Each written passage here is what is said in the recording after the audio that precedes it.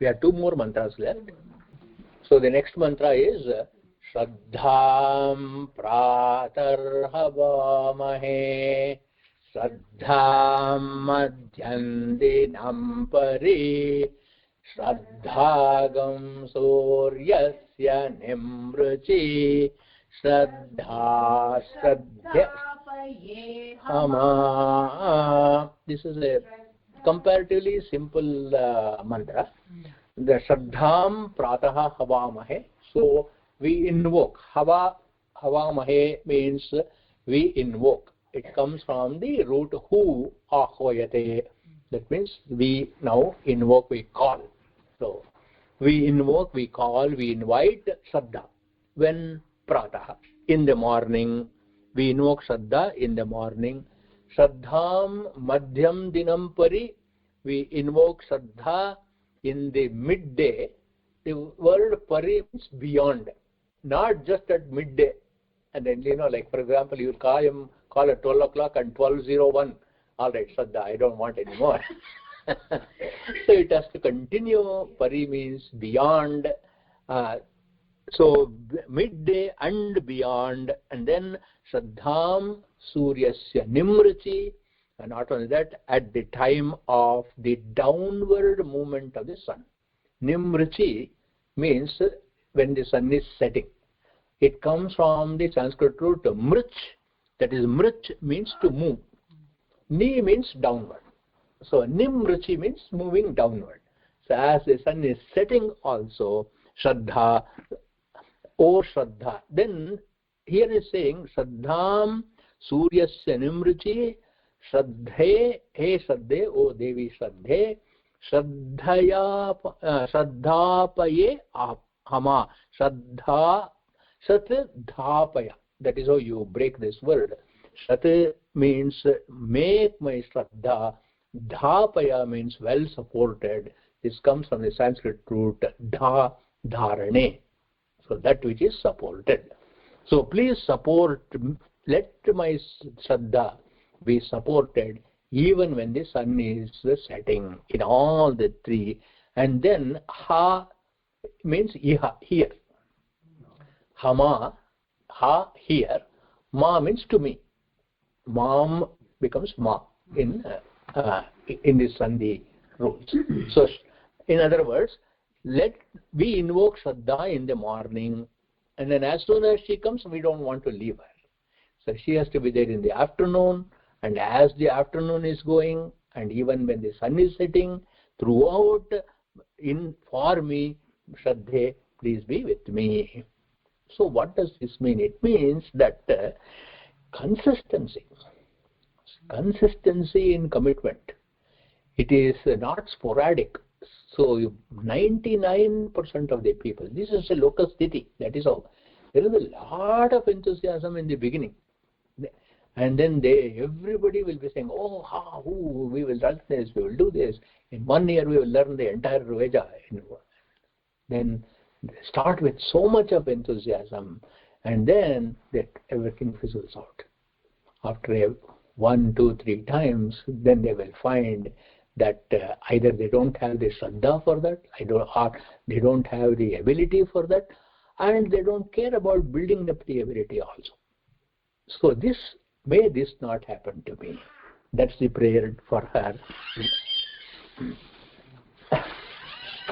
Let there be full consistency and total commitment, and then Iha Ma for me, Dhapaya means not only that I should be committed to you, but also once you have come into my being, we're talking about the Shraddha Sukta, the last 2 mantras. Yeah. Once you have come into that, then they let me have, I commit consistency, I commit myself to sustaining once I have taken a project, and I will make sure that I will be with the subject till the entire project is completed. So this is on my part what I am going to do.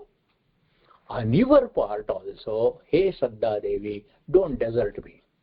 So in many reasons that she can desert us. This Shraddha Devi can desert us. It could be some challenges that we get in our life. it could be health, it could be other priorities.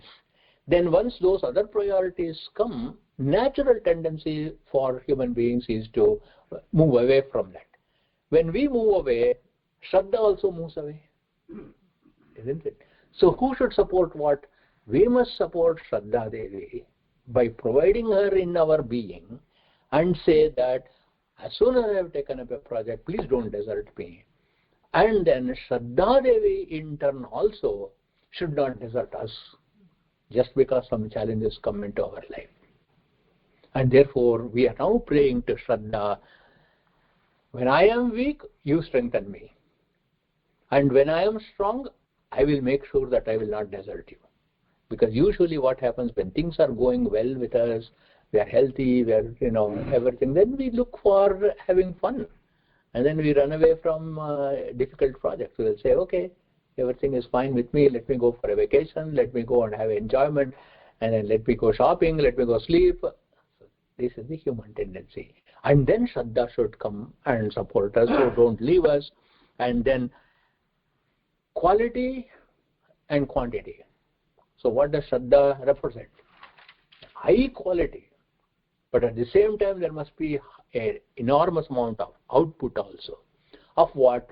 Of both effort and dedication. High quality, high quantity of both effort and dedication. Then once the Shraddha is there, for such a person, no supervision is required. Supervision of either a physical boss at your work or the supervision of Ishvara. Because even Ishvara need not supervise a bhakta, isn't it? Because his bhakti is independent of the constant stimulus of Ishvara. So that kind of Shraddha we are asking, because this is the essence of studentship. And throughout our life, once we lose this Shraddha, till the last breath, there should be Shraddha towards learning. So I don't know whether I have shared with you this beautiful story of Socrates. I think I have in one of the classes spoken about it, when he was already sentenced to death, and in the morning at 4 o'clock he was to drink the poison. At about 2 o'clock in the night, his wife Xantippe will be there, Plato will be there, everybody will be around him. At 2 o'clock in the night, from this another cell in the jail, extraordinary violin music comes about.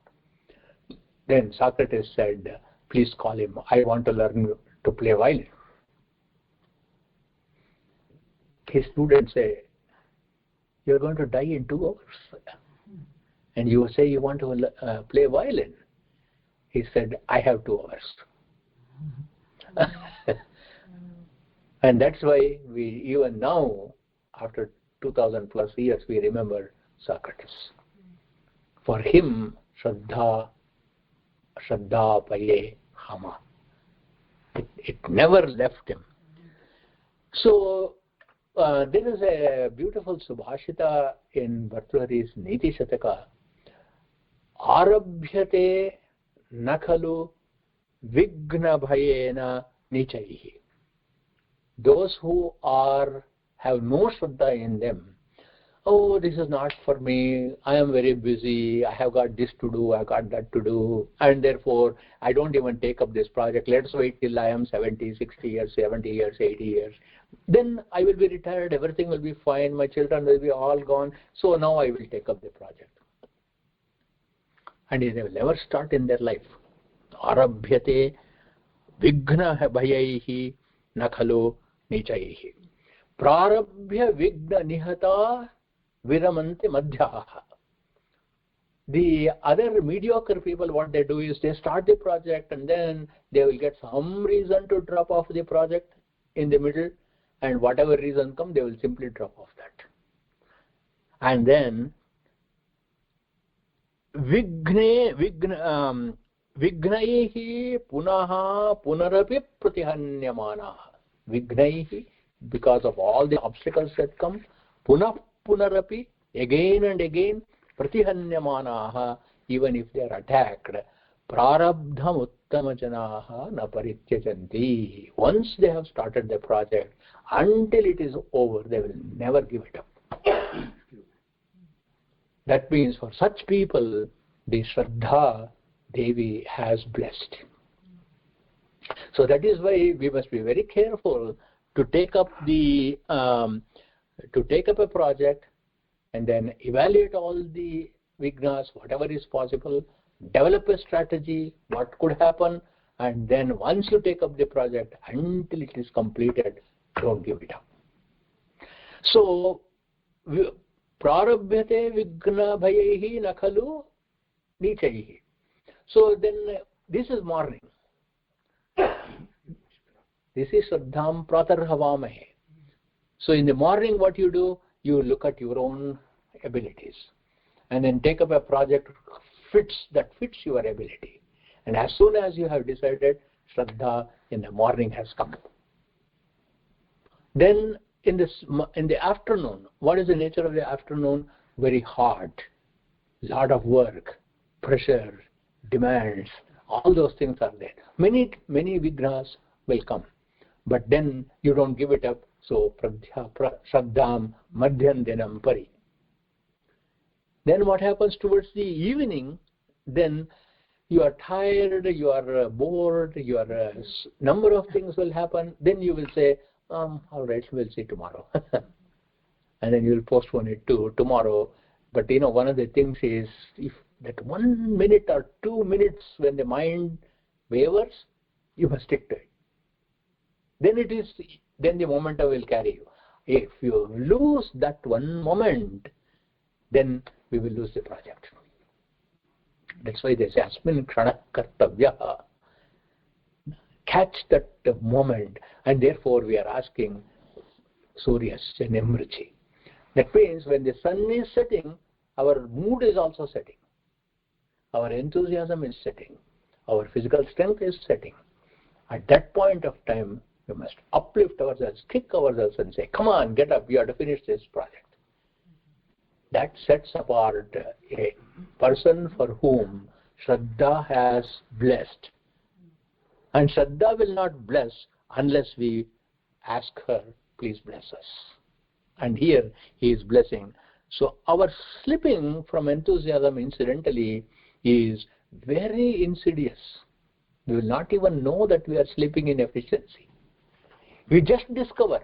And many times we discover that we are slipping in efficiency. Especially most of us who have been in the workforce, we know a young person will come, 20, 25-year-old person will come to our job, and he will do 4 times that we can do. And that person will do 4 times smarter than we can do. Why? What happened to all the practice that we have? What happened to all the learning, all the experience we had? Why is it we are outsmarted by somebody who is fresh out of college? It is because in the evening, that is, the efficiency and enthusiasm slips very, very insidiously. So we have to be extremely careful. That is why we must be competing with ourselves. Of course, we cannot. If you compete with others, it creates stress. When you are competing with yourself, there is no stress. It's progress only. So compete with yourself, and therefore, to help us to focus that, our ancestors, they said, you do Trikala Sandhya. Trikala Sandhya Vandana that is the purpose. That's why all the 3 times we do, in the midday when we say, oh Gayatri, please inspire me. Tat Saviturvarenyam Bhargo Devasya Dhimahi. And then you keep getting Anchitram Deva Namadagadanekam Chakshar Mitrasya Varnasya Agne Apradyava Prathivi Antariksham Surya Atma Jagatastasthusascha. You are in my soul. Please come.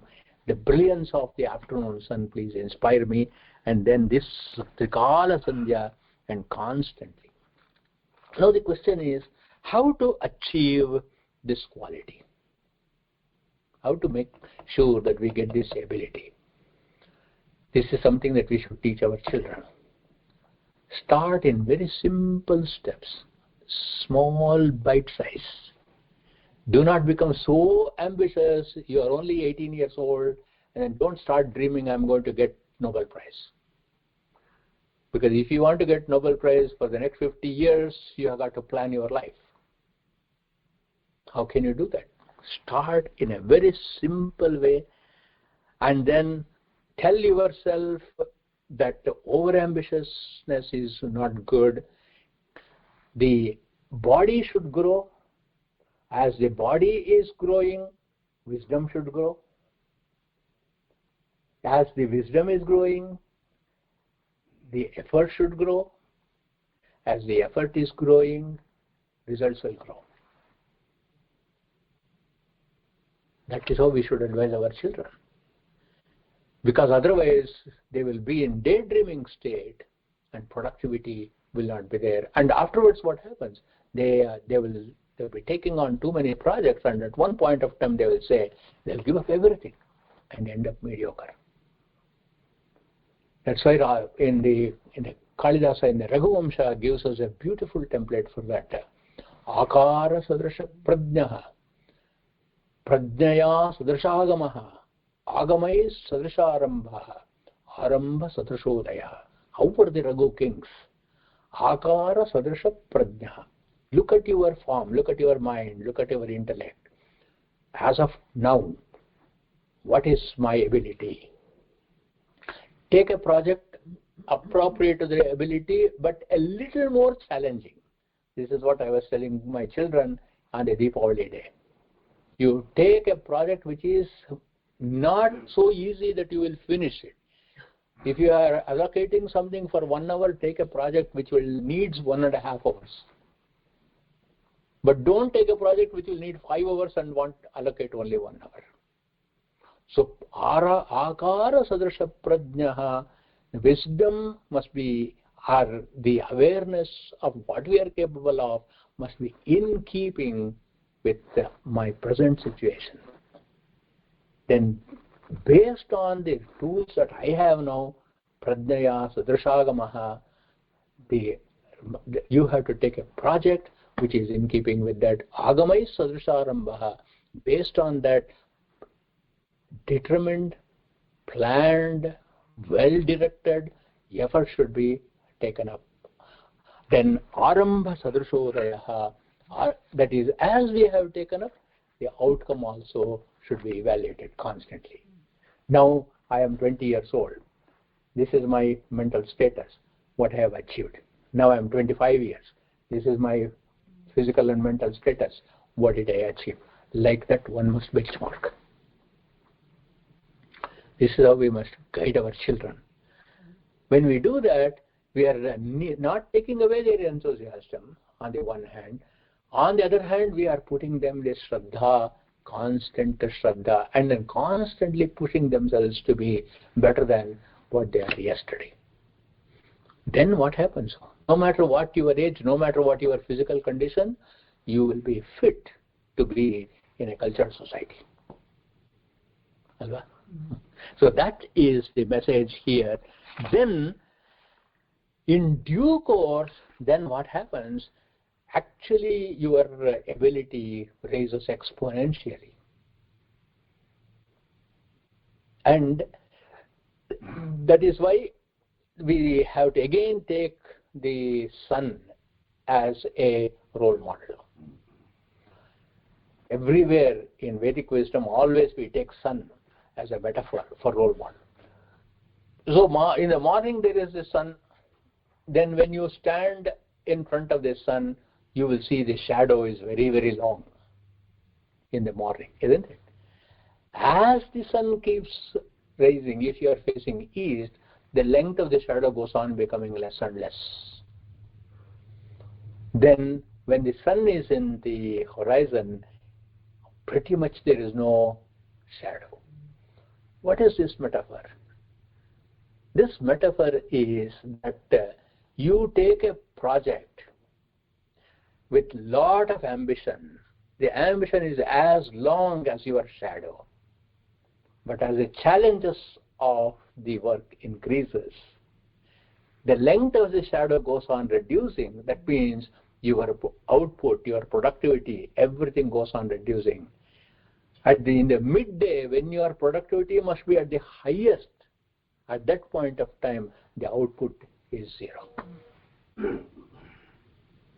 So when the sun is at the Nadi, not horizon.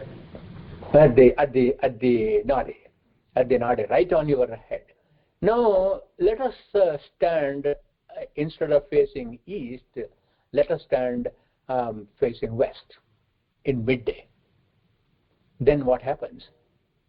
The shadow is very small. Then as the sun starts setting, the shadow becomes longer and longer and longer. So this was consolidated in a beautiful Subhashita. Arambha Gurvi Kshayine Kramena Laghvi Pura Vruddhimati cha Paschat Dinasya Purvardha Parardha Bhinna Chayeva Maitri Khala Sajjananam. What is the difference between bad people and good people? That we can apply here. Khala means bad one, Sajjana means good person. What is the difference between a evil, bad friend and a good friend? Arambha Gurvi. In the beginning, so much intimacy, all the time, 24 hours they will be with them, and then they will be actually hanging out with you, and then they'll be praising you, actually flattering you. They'll be doing all these things. Kshayine Kramena. Slowly they will fade away from our life. Especially they will fade away from our life when we are going through difficulty. Fair weather friends. Then they will fade away. Then Laghvi Pura Vruddhimati cha Paschat. Whereas, what about noble people? In the beginning, they are very, very least invasive. It's very difficult to catch that person. You have to seek out, and then you have to say, let's spend some time together. And slowly it goes on increasing. And when you really need that person is in your life with a lot of strength. And this is Dinasya Purvardha Parardha Bhinna. Purvardha in the first half how they are, Parardha in the second half how they are, Chayeva Maitri Khalu Sajjanana. And therefore, this Subhashita and the earlier Subhashita I quoted, both of them talk about consistency and quality. So the last mantra is Shraddha Devanadhivaste Shraddha Vishwamidam Jagat Shraddham Kamasya Mataram Havisha Vardhayamasi. So now we have been worshipping Shraddha, and we have been asking her, Havamahe, invoke, you come here, stay with me all the time, we are saying. Now the question is, where is she? Where do you go and find this Devata, this Shraddha Devi? Because we don't want to go to heaven, we don't want to go across the globe to find her. And so the Rishi is now saying, Shraddha Devi Adhivaste. Adhivaste means Adhivasa. It comes from the word Adhivasa. Adhivasa means residence. Adhivasate in Sanskrit, in classical Sanskrit is Adhivasate, whereas in Vedic Sanskrit it is Adhivaste. She is residing in Shraddhevan. They are in the Devatas. All the deities are gods. Who are all these deities? These deities are none other than our own sense organs. Sense organs are also called Devatas. So our eyes is called as Devata, our hearing is called a Devata, our hearing is a deity, our seeing is a deity, our touching is a deity. Every one of our sense organs, organs of action and organs of knowledge, they are all called Devatas. So this Shraddha Devi is nowhere else, she is in your own senses. How do we know? We have the ability to see. If you look you will see. Otherwise, even if you can see, if you don't look, you don't see. But Shraddha is already there. When you do Shraddham Havamahe, in your sense of seeing, then what happens? The Devi, who is in your own sense organ, will actually perceive the form. So you don't have to go and search for Shraddha Devi anywhere. So the Rishi is saying, Shraddha Devan Adivaste. She is residing in your own sense organs. So we have to awaken our sense organs. That is all we have to do. And then, where else is she? Shraddha idam vishwam jagat. Again, in Vedanta, Vishwa is equal to our own physical body. Jagat means the world. So she is in the world, she is in our own body. And therefore there is a one-to-one mapping. And this one-to-one mapping means you look at the world, you find Shraddha. You look at your own body, you find Shraddha. You look at your sense organs, you find Shraddha. So there is where is it that she is not there? She is everywhere. And therefore Shraddha Devan Devaste, Shraddha Vishwamidam Jagat, and therefore in our Indriya she is there. Havisha Vardhayamasi. Havisha Vardhayamasi means if you infuse in a devoted way into your own sense organs and employ them. So look at things worshipfully. Listen to things worshipfully. Speak worshipfully. Then interact with the world worshipfully. Then that Shraddha Vardhayamasi, it will increase. And what is the havis or what is the oblation you give? The oblation is Shraddha. The oblation is the oblation of attention, of paying attention. Havisha Vardhayamasi, she is there in our Indriyas with our oblations, that is by worshipfully using each and every one of our senses. By doing that, Vardhayamasi, Shraddha grows. Suppose I am studying. I have taken a mantra for parsing. That's what I am doing. I have taken a mantra for parsing. How do I do worshipfully?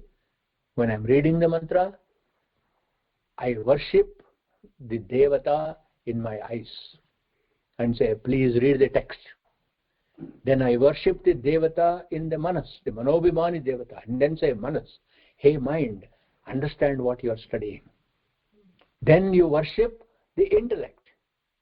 And then say, oh God, oh Devata, in the intellect, please understand the depth of this meaning.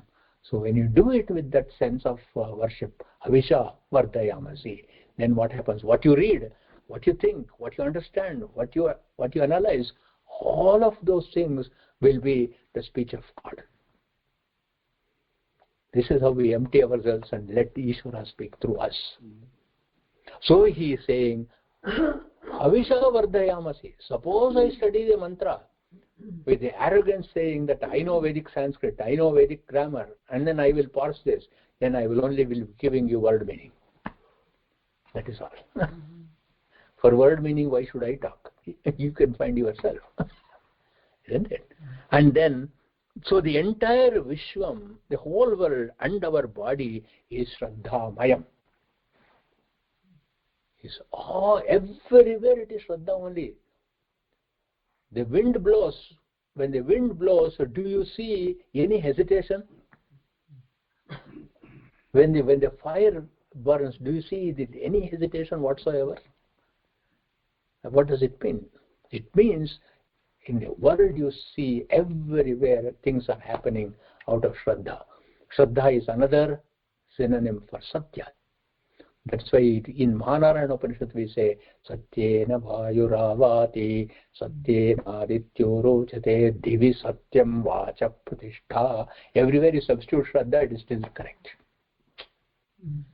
And the entire Vishwa.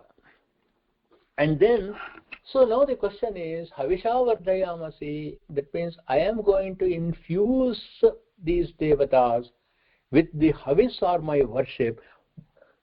What is that worship? What do you mean by that worship? Is it just some emotional attachment? For that, no, it is not the emotional attachment. It has to be employed with Ichcha, Sankalpa and Vishwasa. There are three qualities that are required. You must desire properly. That's called Ichcha. Then secondly, you must determine appropriately. Sankalpa. And the third thing is, you must do it with confidence, called Vishwasa. When these three are there, that is Ichcha, Sankalpa and Vishwasa, which is propelled by devotion and bhakti. So four important qualities: bhakti, Ichcha and Sankalpa and Vishwasa. Bhakti, devotion; Ichcha, proper desire; Sankalpa, appropriate resolve; and Vishwasa, faith and confidence. When these four are there, you are actually offering the oblation to Shraddha.